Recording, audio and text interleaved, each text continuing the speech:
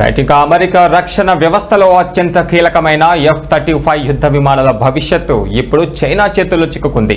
యుద్ధ విమానాల తయారీకి వాడే రేర్ ఎర్త్ మూలకాలపైన చైనా తన పట్టును మరింత బిగించడమే దీనికి కారణంగా తెలుస్తుంది. ప్రపంచవ్యాప్తంగా ఈ ఖనిజాల సరఫరాలో చైనా గుత్తాధిపత్యం చెలాయిస్తుంది. తాజాగా ఎగుమతి నిబంధనలను కఠితరం చేయడం ద్వారా అమెరికా రక్షణ రంగానికి చైనా చెక్ పెట్టినట్లయింది.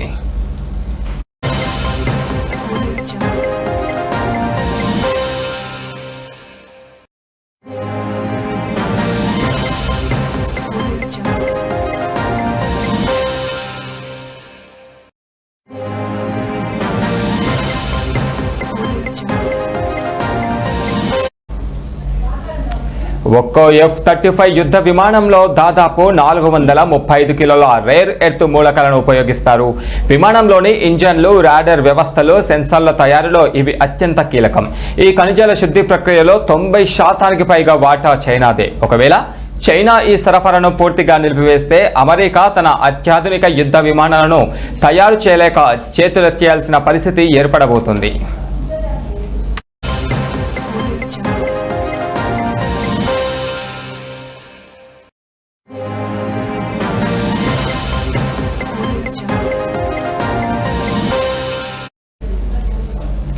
ఇక గతంలో కేవలం ఖనిజాల ఎగుమతులపైన మాత్రమే ఆంక్షలు విధించిన చైనా ఇప్పుడు వాటిని ప్రాసెస్ చేసే సాంకేతికతను కూడా ఇతరులకు ఇవ్వకుండా అడ్డుకుంటుంది. విదేశీ కంపెనీలు ఈ ఖనిజాలను పొందాలంటే చైనా ప్రభుత్వం నుంచి ప్రత్యేక లైసెన్సులు తీసుకోవాల్సి ఉంటుంది.